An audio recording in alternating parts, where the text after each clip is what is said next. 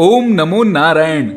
14 नवंबर को देव उठनी एकादशी है, यानी वो दिन जब भगवान विष्णु 4 महीने तक क्षीर सागर में निद्रासन में रहने के बाद जाग उठते हैं और तभी से मांगलिक कार्य होने प्रारंभ हो जाते हैं।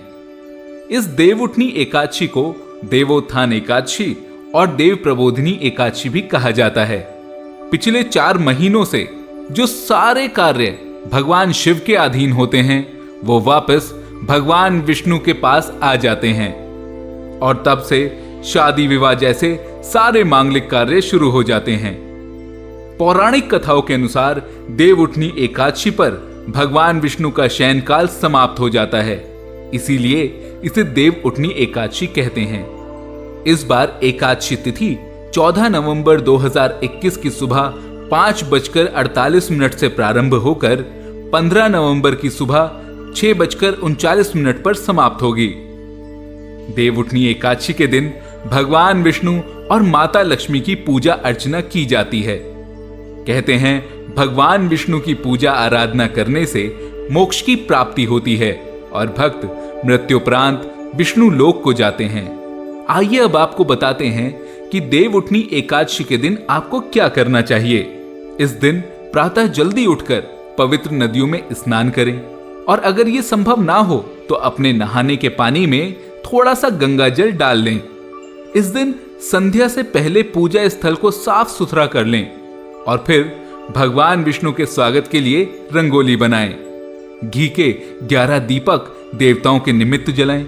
ईख यानी गन्ना, अनार, केला, सिंघाड़ा, लड्डू, बताशे, मूली या जो भी श्रद्धानुसार उपलब्ध हो वो सब भगवान विष्णु को अर्पित करें और फिर ये किसी निर्धन को दान दे दें। इस दिन मंत्रोच्चारण, स्तोत्र पाठ, शंख, घंटा ध्वनि और भजन कीर्तन द्वारा देवों को जगाने का विधान है।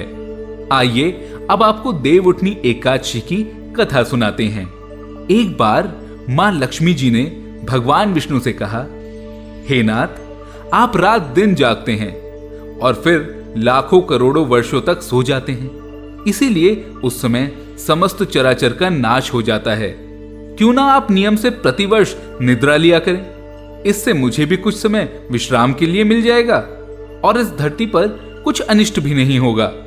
तब भगवान विष्णु मुस्कुराए और बोले, देवी, तुमने ठीक कहा है। मेरे जागने से सब देवों को, खासकर तुमको तो बेहद ही कष्ट होता है, क्योंकि तुम लगातार मेरी सेवा में जो लगी रहती हो। तुम्हें तो जरा भी अवकाश नहीं मिलता, इसीलिए अब तुम्हारे कहे अनुसार मैं प्रति वर्ष 4 मास यानी चतुर्मास के लिए शयन किया करूंगा। उस समय तुमको और देवगणों को अवकाश मिल जाएगा और तभी से भगवान विष्णु 4 महीने के लिए शयन पर जाने लगे और देव उठनी एकादशी के दिन वो उस निद्रा से जाग जाते हैं। देव उठनी एकादशी का बड़ा महत्व है। ऐसा माना जाता है कि देव उठनी एकादशी व्रत का फल 1000 अश्वमेध यज्ञ और 100 राजसूय यज्ञ के बराबर होता है। इस व्रत के करने से पितृदोष से पीड़ित लोगों को पितरों का आशीर्वाद मिलता है और साथ ही उनके पितरों को भी लाभ मिलता है। उनके पितृ नरक के दुखों से छुटकारा पा लेते हैं। देव उठनी या प्रबोधनी का एकादशी व्रत करने से भाग्य जागृत होता है। अब आप स्वयं सोचें, जिस दिन के बाद से सारे मंगल कार्य शुरू हो जाते हों वो दिन स्वयं कितना मंगलकारी होगा।